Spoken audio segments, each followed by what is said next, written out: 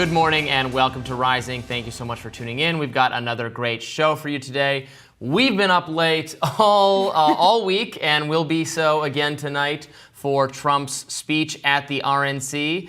But first, we've got some news to get to on the President Biden front. So not only does President Biden have COVID-19, but also the calls for him to step aside are getting a whole lot louder, with former House Speaker Nancy Pelosi telling him privately it's time to go. Now, it all started yesterday when Democratic Representative Adam Schiff, top Nancy Pelosi ally, called for Biden to drop out in a statement, writing, quote, "I have serious concerns about whether the president can defeat Donald Trump in November, and, quote, if it is time for him to pass the torch."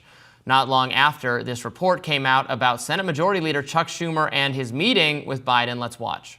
I am told that this was a one-on-one meeting, just the Senate leader and the president, and that Chuck Schumer forcefully made the case that it would be better for Biden, better for the Democratic Party, and better for the country if he were to bow out of the race. And David, when I went to Schumer's office to ask them to tell them I was going to report this and tell you this tonight, absolutely no denial from Senator Schumer's office. They only said this: Leader Schumer conveyed the views of his caucus. In other words, the views of Democratic senators. I am also told that Hakeem Jeffries, the Democratic leader in the House, has expressed similar views directly to the president. New York Times columnist Ezra Klein wrote, quote, "It's not just that Schumer told Biden he needed to step aside, it's that Biden didn't step aside, and so now the meeting is being leaked to build pressure and signal to others that they can act." And CNN reported that former House Speaker Nancy Pelosi privately told Joe Biden in a recent conversation that polling shows that the president cannot defeat Donald Trump and that the president could destroy Democrats' chances of winning the House. Again, all of these conversations happened last week, but are only leaking now, at a time when AP NORC poll shows 65% of Democrats, 2/3 of Democrats, think President Biden should withdraw from the race. And Biden's recent appearances haven't done much to help. Here's a clip of his interview with BET where he appears to forget Defense Secretary Lloyd Austin's name. And so it's all about treating people with dignity. And it's about making sure that, look, I mean, for example, look at the heat I'm getting because I named the Secretary of Defense, the black man. I named Ketanji Brown. I mean, because of the people I've named. I don't know how you can forget Stone Cold Lloyd Austin, Robbie. But this morning, Senator John Hickenlooper told Reuters President Joe Biden is working towards a decision, which we thought he already made, on whether to stay in the presidential race that's good for the country. And according to a new report from Axios, top Democrats believe Biden will exit the race possibly as soon as this weekend. Biden will be spending the next few days at his home in Delaware as he deals with COVID, but watch how MSNBC tried to spin his illness. These two men are both elderly. Donald Trump is an elderly man who, for whatever reason, was given 9 seconds to take a iconic photo op during an active shooter situation. Weird situation. We'll figure that out one day. But his survival of that and bouncing right back and going right to his convention is being conveyed in the media world as a sign of strength. This current president of the United States is 81 years old and has COVID. Should he be fine in a couple of days, doesn't that convey exactly the same thing? That he's strong enough, older than Trump, to have gotten something that used to really be fatal to people his age. So if he does fine out of it and comes back and is able to do rallies, isn't that exactly the same? It should. I mean, it's not exactly the same. It's not the same incident, but it's an elderly man coming through out of an illness. It should. Jen Psaki's face there is amazing. She's like, are we really making this argument? We don't have to do this. So, look. Things are not going well for Joe Biden, and I have stuck to my prediction that he will be the nominee, but he's facing a lot of defections now with, more heavy, still behind the scenes, but heavy pressure from Chuck Schumer, Nancy Pelosi, and others. The donors drying up is a big problem, and all of that. He has COVID, which... Look, I did say that the only thing that I think would actually have him willingly step aside is if he had a serious health complication between now and the election. Now, for most people, COVID is not at this point a serious health complication, although he is very old. He could certainly use it as an excuse. I don't know how deceptive they're willing to be with people, but I could very easily imagine them saying that his bout with COVID is more serious than it is, and he needs to focus on his health, and thus he'll be stepping aside. Isn't this I think supposed it's not to be beyond the realm of possibility that they use that excuse. It's the party of science, though, Robbie. Don't they know that the severity of the case you get of COVID is relative to the viral load you get? He was scrutinized on this. He's not wearing a mask anymore. It's true. I saw that video of him getting off the plane in Delaware. No mask. No mask. Which I don't care about because I have long questioned the efficacy of this particular intervention, and so it doesn't bother me. But this is the person that his CDC, his administration, his health officials did everything they conceivably possibly could, and then some, to compel toddlers to wear masks in schools. And he actually has COVID, and he's walking around without a mask, which, again, I don't care, but it seems extremely hypocritical. But I do think COVID could be his excuse to get out. I will also say Secret Service in the close quarters on Air Force One also not wearing masks. More willing to die for Joe Biden than Donald Trump. No one believes this does anything. They don't even believe it. They're admitting they don't believe it. That was just for you, the little people. I have political brain rocks. I was like, oh, look at the Secret Service. They're more willing to die for Joe Biden than Trump. They're okay not wearing masks. I see where you're going with that. And then I was told by my boyfriend, who was like, yeah, but Biden's not supposed to be the source of threats to their life. I was like, you know what? That's a really strong point there. Like the King's Guard. Well, we're sworn to protect her, but the Queen as well, but not from him. Right. He tweeted out, "I'm sick." That's it, from the Joe Biden account, not the official POTUS account. But did you see the follow-up tweet? "I'm sick of Elon Musk and his rich bunnies trying to steal the election. Good save." That was but for the you, initial Jessica? That was for me. And you know what? A lot is for us, Robbie, here, because Axios reporting on this. The first sentence, top Democrats privately tell us the rising pressure, that's in reference to our show. The rising pressure. That's about us covering this. But that tweet ends. It infuriated the Democrats. They believe that it will persuade him to step aside. I'm like, you can believe whatever you want, but again, as recently as 2 days ago, they were trying to move up the voting, the actual vote for who's the nominee, because he wants to solidify it as quickly as possible. That suggests to me that he does not want to go quietly into that good night, that he wants to be the nominee, that he is still actively taking moves to make it so that it's impossible for them to go with someone else. So I don't know. We'll find out. Maybe I could be wrong this weekend, and then I'll owe a couple people some money and our producer some food, and I owe you something or other. We'll see. I think instead of a radar on Amazon labor exploitation, we should do a swap, like a commentary swap, where we do a block and I write your part and you write my part. I think that would be more fun.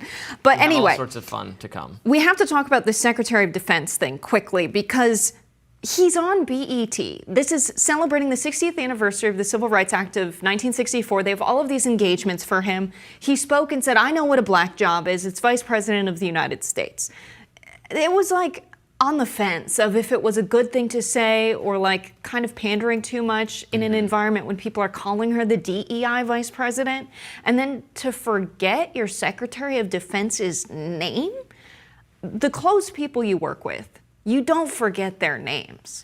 That's shocking. Yeah, I mean, it's.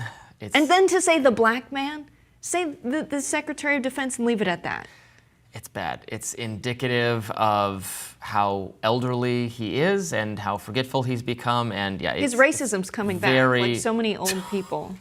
I don't know if I would call it racist, but I would just call it a bad. He's losing his filter with old age. Yeah. Yeah, it was a harsh-sounding way to identify someone. I wouldn't say that he meant it with malice, but no, not it's with malice. Very indicative. Does he not talk with the Secretary of Defense like very, very regularly? That's what I would One think. would hope he is, given the multiple foreign policy disasters he's presided over, the disasters in the Middle East, in between Russia and Ukraine. This should be someone whose name is on the tip of his tongue, because he's talking to him a lot about the very dangerous situation that is cropping up all over the world. yeah, it's not good. Well, then maybe it's true that John Kirby's in charge, and John Kirby's the one having conversations with everyone, dealing with foreign policy. Although I wouldn't these challenge days. Joe Biden to name John Kirby at the drop of the hat and come up with it that name either. That would be the press conference guy. the press conference guy, the white guy, the white guy on TV. Very condescending, tall. Yeah. I don't know. So you think he's going? I think he will go. I think he will absolutely go. I think he's going to spend time in Delaware reflecting with family who will help him ultimately arrive at the conclusion. The family wants him to stay in. Hunter's holding out for a pardon. Jill wants to be the president herself. I don't know. Reflecting with family. He's reflected with the family. The family says, you go, Joe. But I think the family will see all of the overwhelming public opinion and realize that this isn't going so well. And maybe, because Joe already promised he wouldn't pardon his own son, Kamala could do it. Yeah. It's a good idea for the family, too. I guess. Maybe Joe Biden can be like Secretary of Education or something. We just have to remember that Joe Biden was forced not to run by his own party by these same exact people in 2016. And the lesson he took from that is that it was a huge mistake and he should never be talked into that his political instincts are better than all these people. And Donald Trump would have never been president if he hadn't gotten suckered into staying out of the race because of what these Democratic elites convinced him to do. That is in his head, and you know what? He's not wrong necessarily about that at all. I mean, I think probably any Democrat other than Hillary Clinton would have won that race. But if he'd stayed in, I think it's very conceivable, at least, that he would have defeated Donald Trump. He has that in his head, and that's why I ultimately think it's still, to my mind, not so likely that he gets out, although I can't predict how COVID or whatever else is happening with his health might influence his decision-making. Certainly, I think that could be a sufficient excuse for him to say he has to go, so we'll see. Here's an idea. Because there's such a focus on the polling numbers, and Nancy Pelosi has a lot of pressure on this, what if the team gets together and they start workshopping VP picks with Harris? What if we get like a really good VP, Robbie, like Kamala Harris, Sean Fain, Kamala Harris, Pritzker, Kamala Harris, Newsom? I don't like that one as much. But who do you think the VP pick's going to be? How's that going to change the potential Harris, whoever ticket? Yeah, that could certainly help the Democratic Party a lot.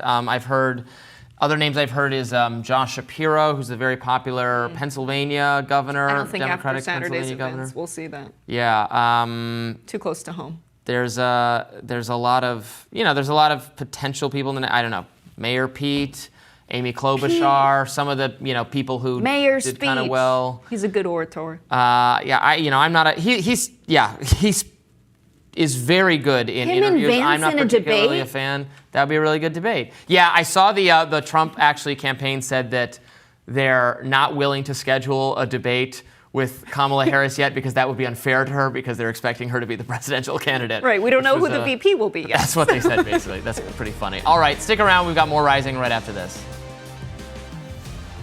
It's now been 5 days since the assassination attempt against Donald Trump, and we still do not know the shooter's motive. We have learned some new details. The assassin reportedly wrote on a gaming streaming platform, quote, "July 13th will be my premiere. Watch as it unfolds." Plus, the shooter visited the rally site twice before the attack, according to CNN. Now, when investigators reviewed the assassin's laptop, they found searches in July for Trump, Biden, DNC convention, and July 13th Trump rally. The FBI found it notable that there was no evidence of a particular ideology, Fox reported. Now, the suspect also had two phones. The primary phone was found at the scene, along with a remote transmitter. The secondary phone was found at his home. That phone had only 27 contacts, and the FBI is in the process of tracking down and interviewing those people. The Secret Service Director, Kimberly Cheadle, will testify Monday in front of the House Oversight Committee about the assassination attempt. We look forward to hearing about that. Meanwhile, the circumstances surrounding the shooting have raised major questions for MSNBC's Joy Reid. Take a listen. We still don't know for sure whether Donald Trump was hit by a bullet, whether he was hit by glass fragments, whether he was hit by shrapnel. We don't have those details. We actually have no details from his physician, even though this man is still a Secret Service protected, and presidential candidate. We knew almost nothing. Why? Why don't we know that much? We know that 3 people were shot. 1 person, unfortunately, was killed at the rally. We don't know where they were sitting or standing relative to him. We don't know why, for 9 full seconds, Donald Trump was allowed to stand back up during an active shooter situation, even though they, at that point, had said the shooter was down. How would they have known if there were more shooters or not? Nobody knew. That there could have been 5 shooters for all they knew. Yet they allowed him to stand up in the middle of that, crisis and pose for a photo. And Joe Rogan also had some questions. And then there's these questions like, how the does this 20-year-old kid climb on that roof 150 yards away and no one sees him? Well, that one guy was pointing at him the whole time. Yes. He's like pointing to, he's right there. And they're yelling, he's got a gun. There's a guy in the prone position on a roof 150 yards away from the former president. The whole thing's nuts. The whole thing stinks of either incompetence or a design, or we're in the Matrix. I think it's fair to say incompetence or design, or we're in the Matrix. Could be one of those Are they all three. mutually exclusive? I don't know, Robbie. So Joe Rogan's questions, unlike Joy Reid's questions, Joy Reid was questioning something that we already know the answer to. No, he was grazed by the bullet. That's been confirmed. There was some, she wants it to be glass fragments, I think, because that sounds less cool. Well, Newsmax initially reported the glass fragment story, that it was the teleprompter. They were wrong. It was a bullet. I mean, that's what all the mainstream and all of the reporting says. That's what Trump has said himself. And you can see the bullet passing his head. Nobody's shown any evidence of a damaged teleprompter. So it's established that it's been a bullet, unless there's some contrary reporting. I think she wants it to not be a bullet because that's the cooler thing, and she wants it not to be so cool. I think they want an official statement from the Secret Service on precisely what happened. Yeah, I want an official statement from the Secret Service on why they did not stop this thing quicker. Why did they did not get Trump off the stage or put him down the second they knew? They already knew there was a guy with a gun on the roof. We interviewed someone from the Secret Service yesterday, and I appreciated a former Secret Service agent with some expertise who was trying to put us at ease, and I appreciated him being on the show, but I'm not satisfied at all. I don't think anyone is. So it'll be interesting to hear Kimberly Cheadle answer questions on Monday about the obvious security failings. They failed. Trump got shot. Someone died because they did not neutralize this threat quickly enough, even though bystanders were pointing it out and gesturing to the shooter. And the police had knowledge of the shooter being there. There's now been additional reporting that they had interacted with him earlier, and they had noticed his scope when he was trying to enter the secure perimeter, and that had not raised any red flags for the screening people. They'll stop you from bringing in, for a controlled areas security officer. They will confiscate. They'll confiscate bottles of water. They will do. They have total license to say no, you can't bring that in. Think a scope for a gun was not something they thought they needed to confiscate. They did flag him as a suspicious person, and then took no additional action. We also learned yesterday there was reporting that his parents had reported him missing because he wasn't home at the time he said he would be home, and they actually called law enforcement. Now, I didn't see subsequent reporting that they specifically thought he was going to do something violent or dangerous, but that they were alarmed that he wasn't there.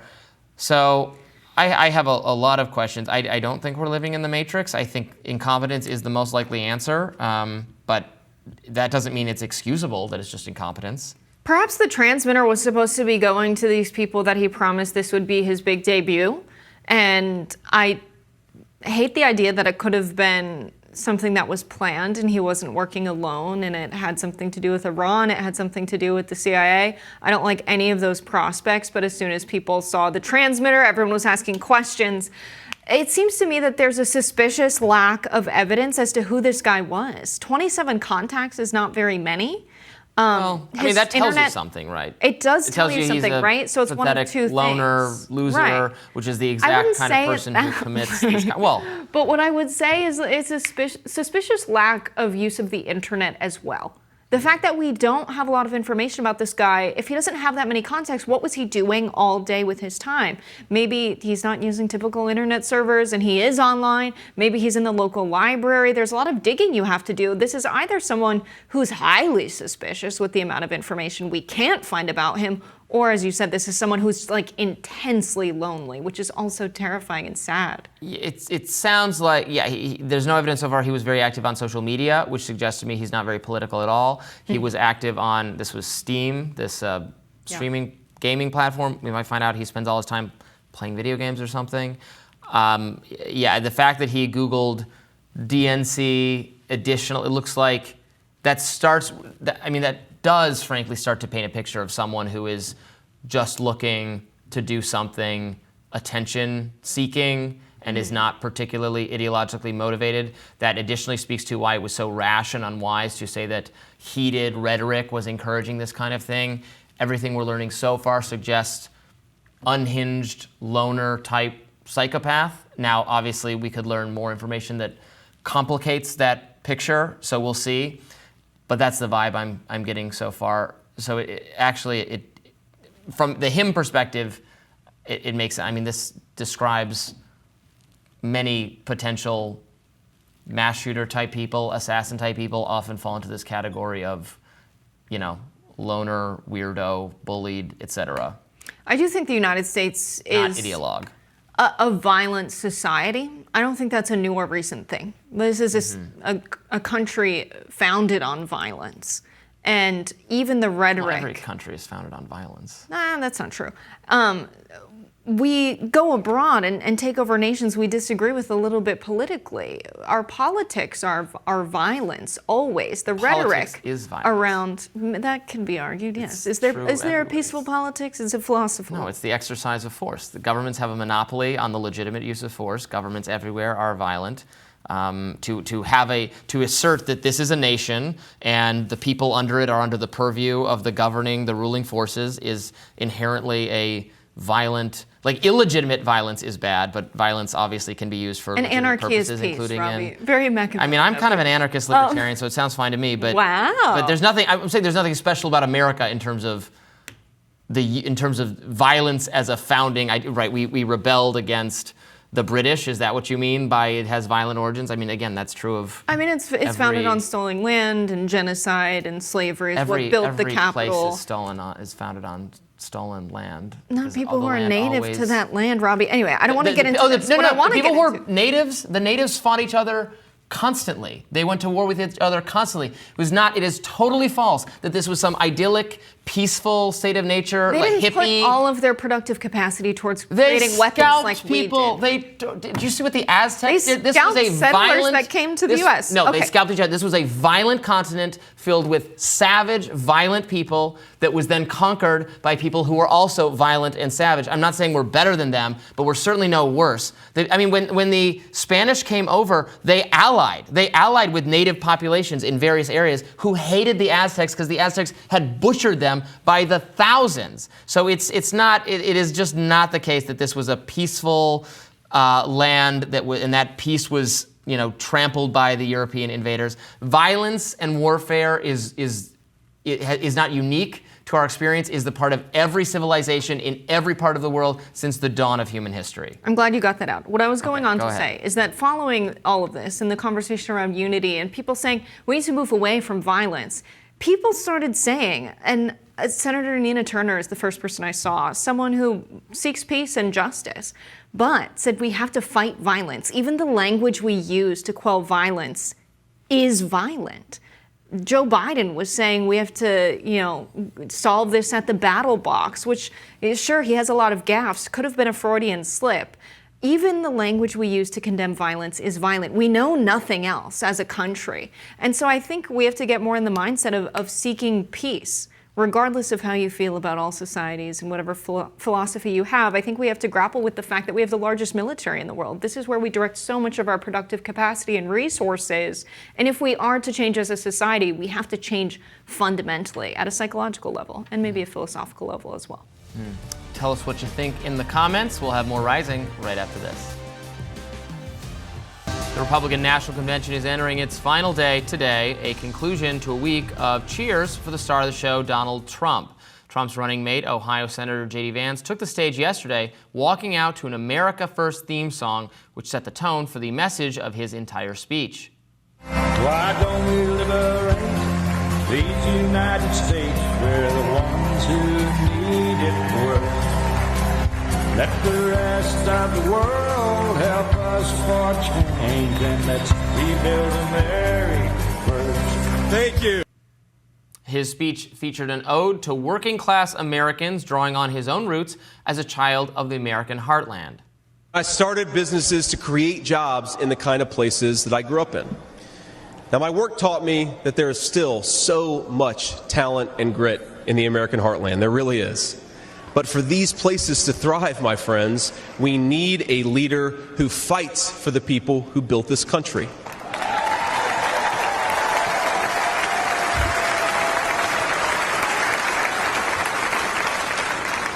We need a leader who's not in the pocket of big business, but answers to the working man, union and non-union alike. To the people of Middletown, Ohio, and all the forgotten communities in Michigan, Wisconsin, Pennsylvania, and Ohio, and every corner of our nation, I promise you this: I will be a vice president who never forgets where he came from. Looking ahead, here to tell us what we can expect to see today is GOP strategist Whitley Yates. Thank you so much for joining us. Thank you for having me. You know, yesterday was an amazing day. It was J.D. Vance's first time in being able to address this crowd as the VP pick and nominee, and his speech was amazing. And so tonight is the primetime special of Donald Trump addressing the crowd in the RNC and really just having his first public address since the atrocities that happened in Pennsylvania. So everyone is excited to hear his speech and to see what direction he's going to lead, not only the campaign, but the country. So yesterday was J.D. Vance's first day on the stage, just speaking to Republicans, explaining who he is, talking about his background. Why don't you tell our viewers what he emphasized in his remarks and how that was received? You know, J.D. Vance is a very great storyteller, as we all know, and he really just talked about his journey, not only his journey from very humble beginnings, but also his journey in his relationship with President Trump and the leadership in which President Trump is going to have. So he was a very great co-pilot, I would call it. When we looked at the speech, he had elements of his own personal journey, intertwined elements of the presidential journey, and also the hope for the future when it comes to a Trump-Vance presidency. Now, Whitley, one part of the speech that really struck me was when J.D. Vance talked about what kind of administration they'd have when it comes to making policy. We didn't get a lot of policy promises or fixes to a lot of the problems he described that his family grew up with. But he did say that they would negotiate and that they would debate and they would determine what would be best for America. Is this a promise of some kind of bipartisanship, working with people across the political spectrum? What was the reception like of that specific sentiment?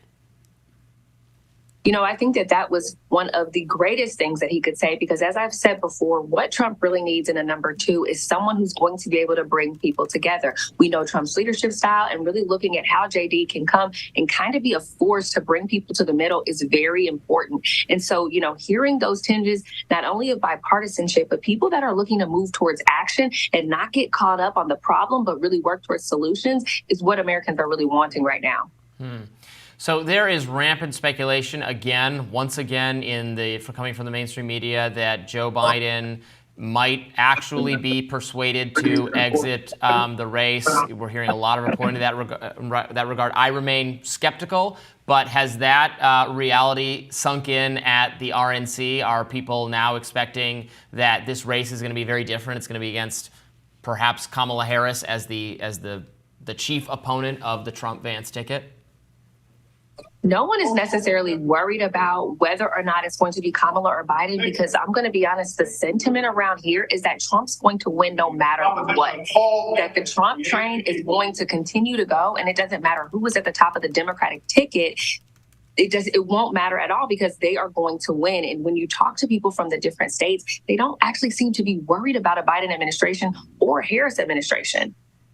Now, Whitley, tonight, looking forward, I think maybe we will get some of those policy promises from Trump because J.D. Vance's speech was very problem-focused. I'm curious if you think we're going to expect some talk of what the agenda is if Trump gets in office in 2024 tonight. Is that what you're expecting coming out of Donald Trump's speech?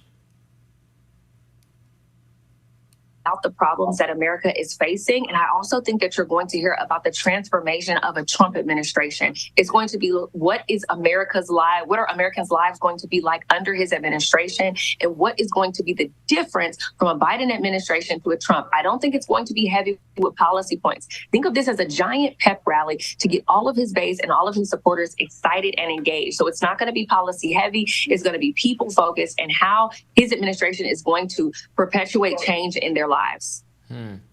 Whitley Yates, thank you so much for joining us today. We appreciate it. Thank you. You know things are getting bad when Morning Joe starts questioning President Biden's electability. This is what the MSNBC anchors appear to think was the nail in the coffin for Biden. Let's watch. There was a belief in Biden world that he could survive. Then we get off the air and one thing after another happens. And of course, we heard that Senator Schumer, the Democratic majority leader in the United States Senate, called on Joe Biden in so many words to step down. Hakeem Jeffries, basically the same thing, real concern. Perhaps still one of the most powerful people among grassroots and Democratic donors, Nancy Pelosi, still out there. And that's the one. They then pleaded with the Democrats to get it together. The Dems need to get it together. They really need to get whatever they've got going. Whatever it is, the problem should not be our candidate. The focus should be on Donald Trump. It may or may not be Joe Biden. I trust Joe Biden's abilities. I also trust Nancy Pelosi's political acumen. Nobody knows politics more than her, and nobody more than Nancy Pelosi. She does not get out there without information to back it up. She doesn't take risks, and she knows her politics. She knows her numbers. She doesn't lose votes. You remember whenever Nancy Pelosi, people say, well, is this going to pass or not? We would always say when Nancy was speaker, we'd say, well, if she puts it on the floor, it's going to pass because she knows where the votes are better than anybody I've ever seen. If there is a change, it's got to be a change that gets Barack Obama behind the candidate, Michelle Obama behind the candidate, George W. Bush behind the candidate, former presidents and world leaders and people who understand the importance of democracy, because it's going to take citizens who care about this country to bring this back together, or Trump will win. Trump right now is on the path to winning.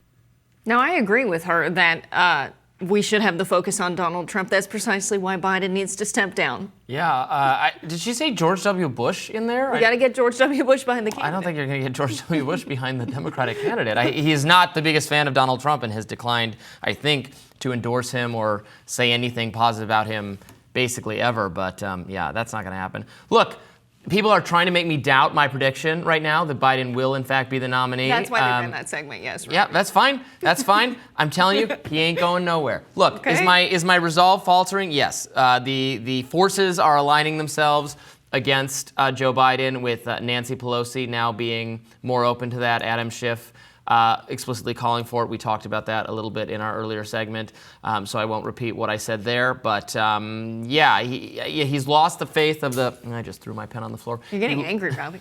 I'm angry.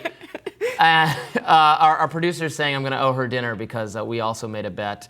Yeah, I'm going to have to pay out if Biden does go. But look, you're going to have to do a radar on Amazon labor exploitation. It's going to be. Is that what I agreed for you? That is. I'm going to owe all sorts of people all sorts of things. It's on the record. But look, no one. Obama, Michelle Obama, Nancy Pelosi, no one except God himself can make Biden step aside, is Biden's perspective. And as recently as like 2 days ago, they were trying to move up the votes so he could shore this up. So he clearly doesn't want to go, and they can't make him, so I still don't expect that he will. But he's absolutely lost the press, the media, his allies in the commentariat, who have been going easy on him for years, for his entirety on the political scene.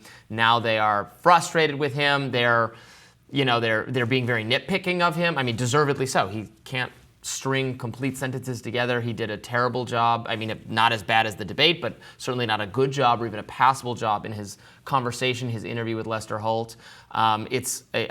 He should not do another debate with Donald Trump. He should stop doing media appearances at all. They're not helping him. He should not. For democracy, he should do them. For the sake of a real choice and a real contrast and making the American people more informed, he should do them. For his own narrow self-interest, his political calculation, he would be very foolish to do any more appearances in public. But, Morning Joe is a program he listens to. We know that it's his favorite television program. He's called into them. Was that earlier? Was that just this week, or was that last I think that was week? just last week, yeah. It was last week. Time is compressing now. He's always said he turns it on and he cares what they have to say. There are reports of what that conversation between Nancy Pelosi and Biden looked like, and apparently he's been asking if Kamala Harris can win. Nancy Pelosi is just casting doubts on Biden's ability to win in November. And when told by Biden's aides that he does have the numbers, there is a path, Pelosi got pretty tough and said, show me those numbers. So to point to Nancy Pelosi's political acumen, I mean, people have been saying this for weeks. Does that make Nancy Pelosi an exceptional genius that she knows what people knew on Twitter weeks ago? I don't know about that. Yeah, they were trying to, that was a lot of flattery for the Pelosi, ex-speaker of the House. I mean, it was a lot. Politically knowledgeable, I guess. She's also, let's remember, she's not the speaker anymore. She's not the leader of the Democratic Party within the House. She's just a senior statesman. But this political moment's defined by the Republicans looking really good right now. It seems like there's so much energy behind them coming out of the assassination attempt. We're watching their convention. It all looks exciting. They have these celebrity guests. They have veterans going on the stage talking about World War II, drumming up the Americana. You have J.D. Vance coming out. Celebrity guests, from one celebrity I've never heard of to another celebrity I've never heard of. Yes. But other than that, it is very impressive, yes. And the Republican bench of celebrities is never very impressive. It's a rough Everything bench. else, sure. Yeah, it's a rough bench, but nevertheless, celebrities are there. And J.D. Vance gave this speech, and he's a good orator, and it wasn't like a policy speech. I feel like I have no idea what the Republican Party is going to do once they're in office. I have some guesses, but we're not getting commitments. Remember the forgotten man. Right, and that's not a policy. And so I think that because there's a void on the left, because Biden gets diagnosed with COVID the same time J.D. Vance gives this speech, it's making Republicans look really good and like there's so much excitement. When would it look like that if they had just announced last week that Kamala Harris is the VP and everyone's suddenly paying a lot of attention to what she's saying? I think that the reason Republicans look strong is mostly because Democrats look really weak right now. Yeah, and because their standard bearer right now, Joe Biden, is just totally enfeebled. It's all bad. I think he'll be able to hang on, but it's not a sure thing, I guess. The donors have totally stopped giving any money, is what he's heard from, what's his name, from Katzenberg.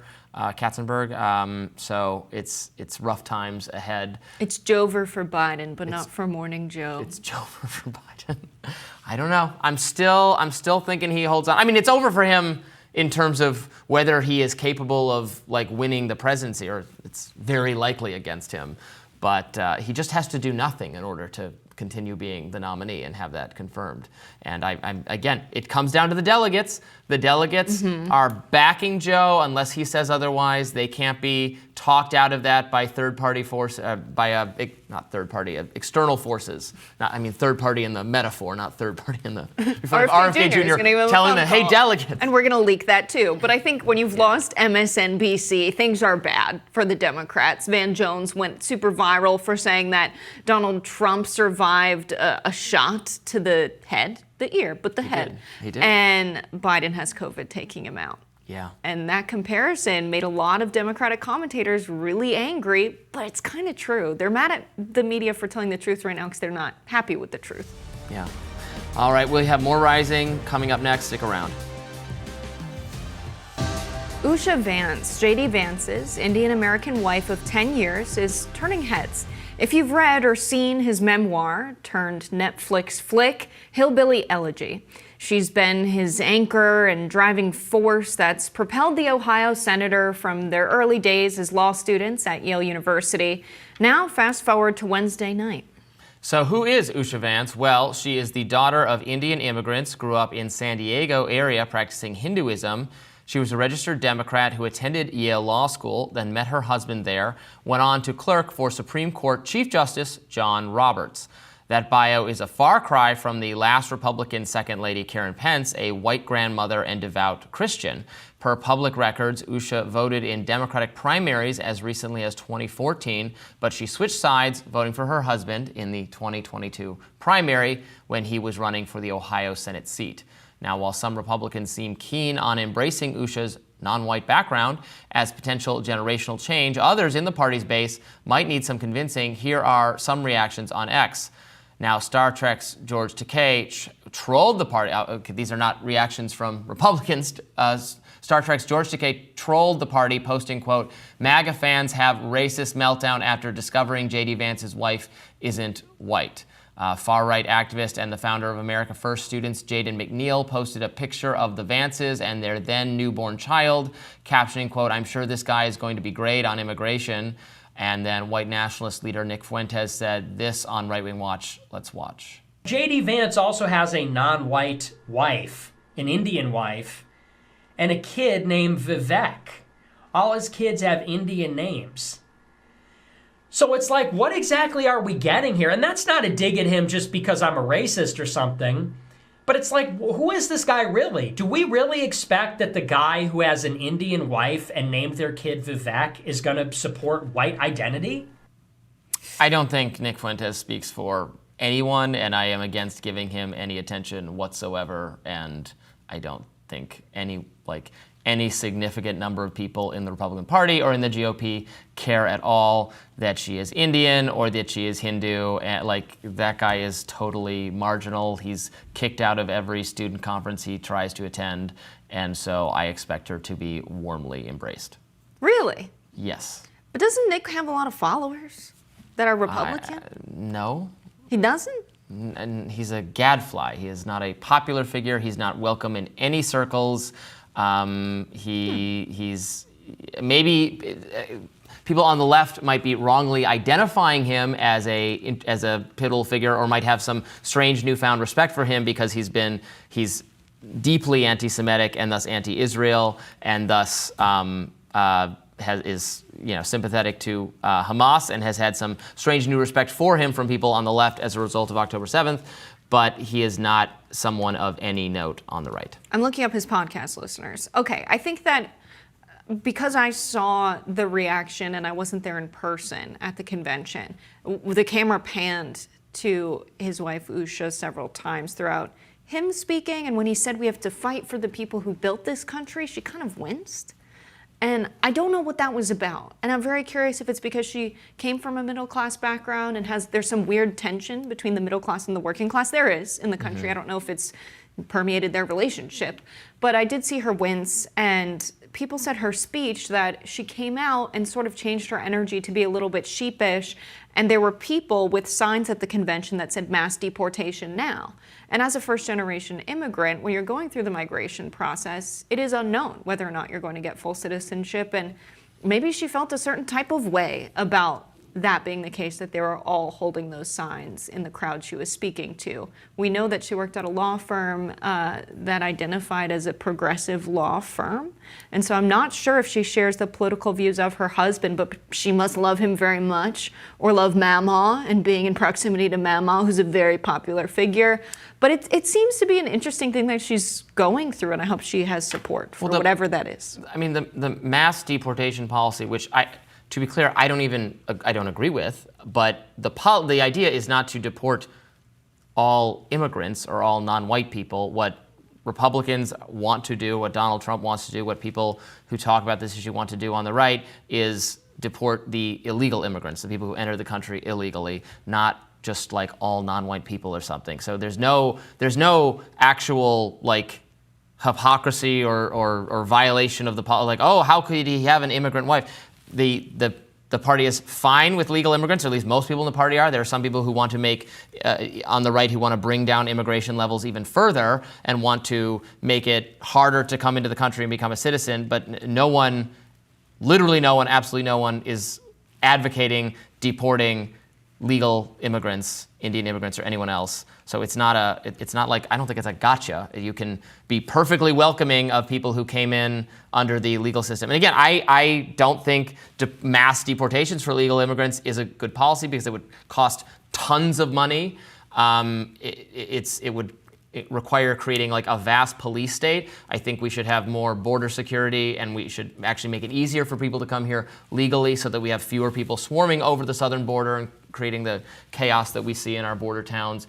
Make it possible for people to come here, work, contribute to the economy, pay taxes, etc. That's what I'm for. That's what many Republicans are for, although there are disagreements over what levels of immigration will be acceptable for maintaining the cultural identity of the country and for maintaining stability in various places. And so that's the argument being held. But no one is just for deporting legal immigrants.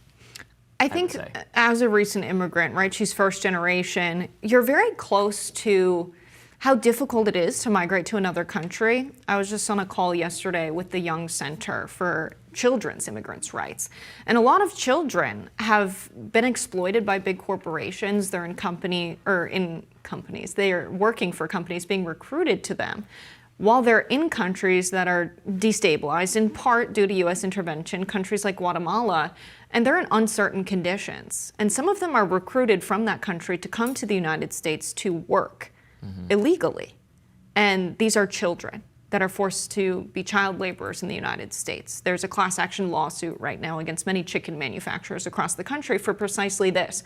Understanding that, what happens if those children are deported back to their countries after working for an American corporation? There's all kinds of things that I think are just nuanced situations that if you're a first-generation immigrant, you know this because you know other people who are immigrants, and you have a more compassion to understand that a policy of mass deportation would probably negatively affect a lot of people that are struggling.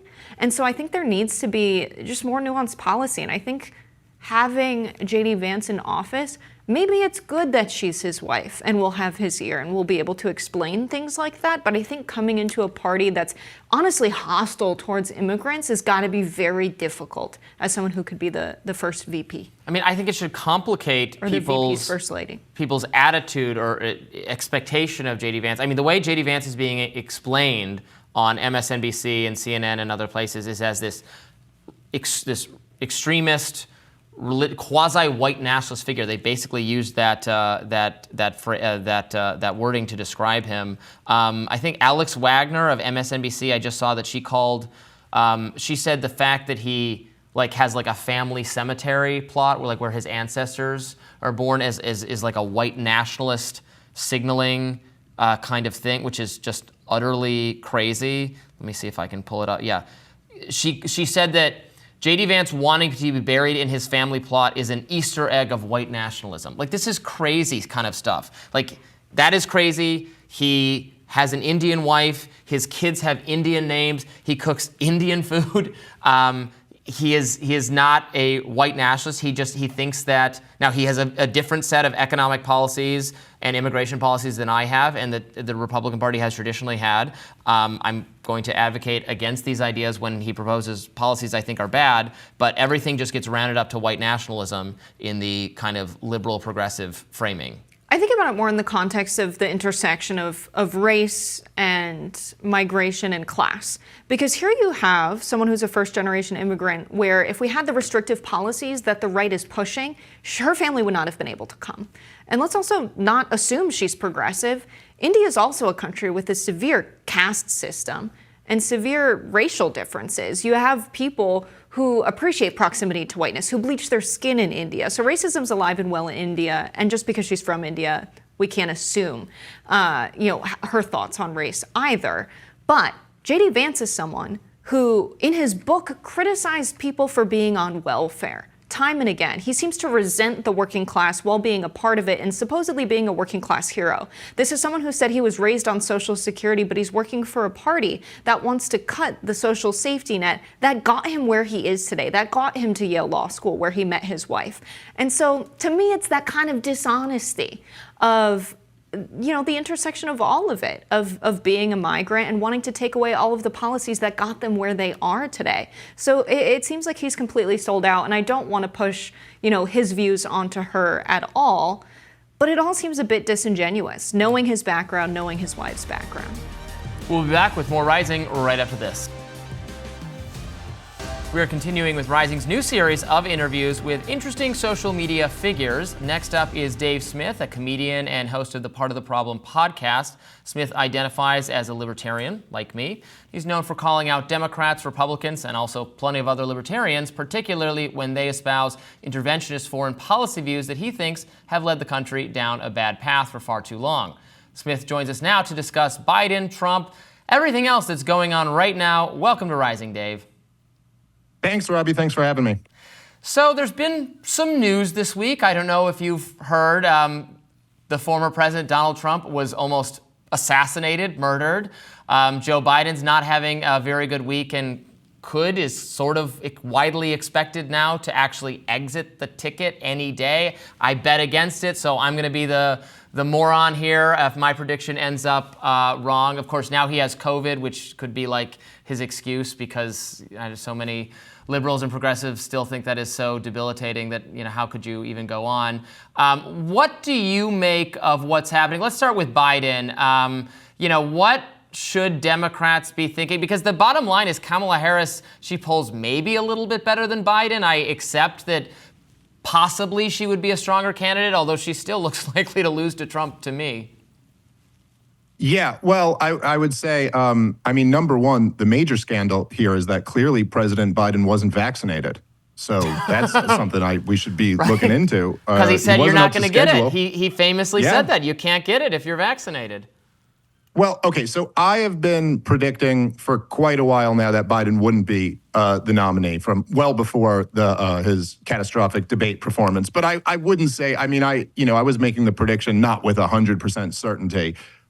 Much closer to 100% certainty now. It's just, look, politics, as much as people like me and you don't want to acknowledge this, voters who pay very little attention greatly outnumber voters who pay a lot of attention to politics. And overall, that's probably a good thing. There's too many of us. But just looking at the optics of this, which is what most people are going to look at, it's like completely unprecedented. There's nothing like the last 3-week stretch that I could even compare it to, where the optics are so bad for Biden and so good for Donald Trump. And obviously, he moved his head a fraction of an inch out of the way from being assassinated on national television. But it looked so cool. The fact that the guy, he gets up and gives the fist with blood all over his face, this and the juxtaposition to the current president who's having trouble walking and speaking, and then to have to cancel campaign events over COVID, it's just another thing that makes him look weak and old. The video that was coming out today of him coming down the stairs of Air Force One there, it's just, no reasonable person can argue that this guy is fit to be president. And so you're right, Kamala Harris is a problematic candidate in her own right, and the polls aren't much different, but she's at least not that. And so I think with the Democratic donor base, with the Democratic congressional base, and now what appears to be Barack Obama turning against Joe Biden, I just don't see any way that he can survive this. Of course, he just has to stick it out, right? He can have everyone on the earth, and as long as the delegates still back him, and so far the reporting I've seen suggests the delegates are still going to vote for him unless he specifically tells them that they don't have to. So we have to count on, yes, would I think it would be persuasive that Barack Obama and all senior members of the party and everyone in the media is telling him to get out? Yes. But if at the end of the day, the only people he's listening to are Jill Biden and Hunter Biden, and all he has to do is do nothing and he gets it by default, that's what maybe I don't expect that to happen anymore. I still think that, because he clearly wants to be president. Both these men want to be president very, very badly. It's kind of like awe-inspiring is not the right word, almost terrifying how badly they hunger for more political power. Joe Biden, elderly, should be enjoying retirement, not up for this remotely whatsoever anymore, still seeking it. Donald Trump lost last time, has faced multiple criminal indictments, has had his entire party turn on him multiple times and said, no, I demand to be president again, I will be president again, and now has completely won to an unprecedented degree, even for him, that struggle over his own party. I don't know how much of the RNC you've been watching this week. There is zero dissent. There is less dissent against Trump within the party than ever before. It is his party. He has won it totally and utterly out of just his conviction that he should be president again. Well, look, I mean, the obvious asymmetry there is that Donald Trump has tens of millions of hardcore, followers who want him and only him to be the nominee. That's just not the case with Joe Biden. And the truth is, I saw some people on, I'm trying to remember who it was. I think it was somebody, on MSNBC who was trying to spin it as if well, look, the Democrats are so much better. Oh, I think it was Brian Stelter, actually. I think it was on CNN, my mistake, that he was saying, well, look, the Democrats have these conversations about switching their nominee, but the Republicans will never have this conversation. But that's totally not true. Look, however you feel about the guy, the objective fact is that in 2016, when Donald Trump was running for president, the entire Republican establishment was working against him. You had National Review ran their Never Trump edition. They pulled out Mitt Romney, the previous nominee, to give a speech saying anybody except this guy has to be the nominee. And of course, this year, a lot of the big donor Republican money was going toward, at different points, DeSantis and Nikki Haley. They were just rejected by the voters. The voters want Donald Trump. And of course, he was largely fueled by the raid in Mar-a-Lago and all of the other, court cases. And now, after this, surviving an assassination attempt, it's over. You can't get that guy out of the way. Joe Biden is a very different situation. This guy has been carried his entire presidency by the corporate media, who have just in the last few weeks bailed on him. Now, you're right, technically, he'd have to agree to step down, but I think there's all types of pressure that we know about and all types of pressure that we don't know about that can be put on a president. So my guess is that Joe Biden is going to make the decision within the next few days. Yeah, they keep saying it's his decision to make, and when they're interviewed on the media, and the media will say, yeah, he made it. It's made. He says it's made. And then they'll say, whatever he does, we're with him, and he can just make that decision, but he better get to it. Again, it's already been made. Yeah, we're really waiting on that decision. It's starting to feel like, okay, we get what you're saying. All right, we're going to be back with more of this conversation. That's going to air in the weekend. Check that out. More Rising right after this. For many Americans, it's a little hard to see the humor in this political moment. The country's deeply divided and in turmoil, and that's not to mention an assassination attempt or an 81-year-old president who wants 4 more years and is home in Delaware with COVID. Kate Willet manages to be the voice of Americans who see Trump as too extreme and Biden as too old to serve. Willet posted on X, the fact that such a winnable election is being ceded to fascists to protect one man is very heartbreaking.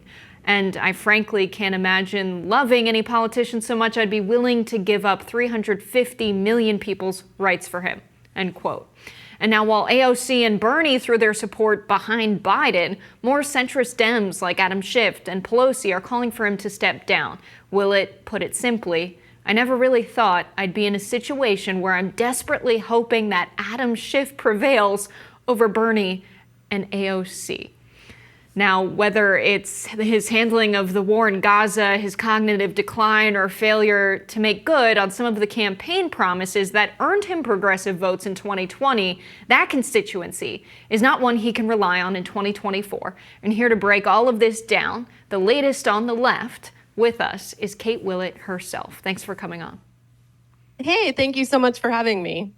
So you and I have flirted with the idea of being coconut pilled on Twitter. This is a movement behind Kamala Harris replacing Joe Biden as the VP, as someone who used to be, I don't know, a Bernie bro. Being in the K-Hive is something I'd never consider. But this new thing, the coconut pilled army, is increasingly more alluring. And of course that comes from her saying, "You think you fell out of a coconut tree? You exist in the context of all in which you live and what came before you," which the more you think about, the more beautiful it becomes. Can you tell us a little bit about this movement that progressives are in? So, I think that for progressives, and I would include myself in this, a lot of us have been, really hoping that Biden will step aside for a long time now. And, both because of his low odds of winning and also because of, what we see as horrific war crimes being committed in Gaza. And, I think that that kind of seems like a pipe dream, that it was either going to be like Trump or Biden, and probably losing to Trump. But, once I think a lot of people in the U.S. started to see some of what we were concerned about, which is, Biden's lack of competitiveness in this election, frankly. I mean, he's been down in the polls for like a year. Then all of a sudden there's this momentum to get another candidate. And I think people are feeling like, the easiest option would be to unite behind the vice president. The vice president exists to be able to step up and replace the president if something goes wrong. And, we all saw that debate. I think it's pretty clear that something is going wrong. And 75% of Americans agree with that at this point. Why do you think the more progressive, more left-leaning figures like AOC and Sanders, et cetera, are sticking by Biden more so? That has frankly surprised me because, as you've pointed out, there's been a lot of left-leaning dissatisfaction with Biden for perceived betrayals on some policies like student loan debt cancellation. And then, of course, I know what's happening in Gaza very much animates people on the left. And yet, right now, it's the moderate centrists who are most against Biden in this political moment. I would not necessarily have predicted that. What do you think's going on?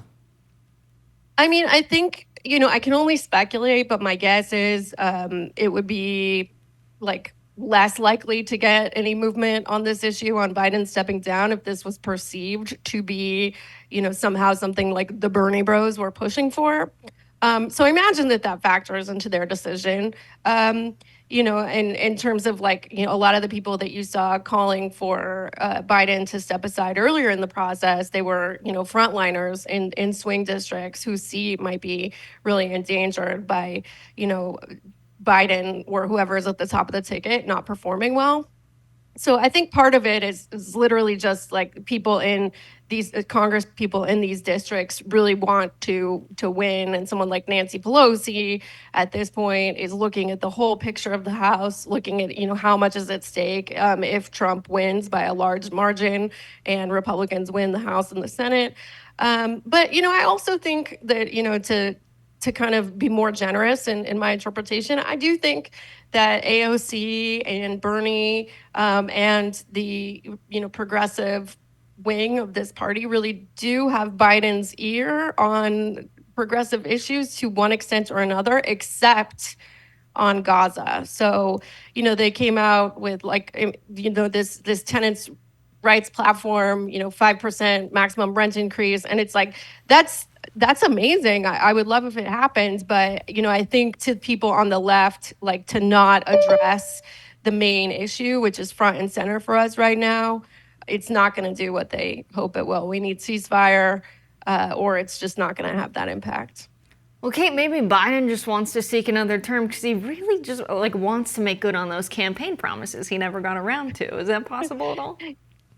Well, I mean, it is wild because it's like he'll post this list of stuff that he could do in his first 100 days, and it's like, well, you're the president right now. I always think it's so funny when, funny in a sad way, when, these people who are in Congress or the literal president, is like, somebody should do something, they talk about it like they're, reply guys like me on Twitter or whatever, but they actually have the power to enact this stuff. I used to say that I dated alcoholic comedians for like 10 years. And if there's one thing I became amazing at, it is seeing a man's potential. And I can see that the president has a lot more power than he's pretending to have right now. And I think, unfortunately, like in order to excuse Biden from moral accountability for the horrors in Gaza, people have had to make this argument that like, oh, he just can't do anything. He can't do anything. He's just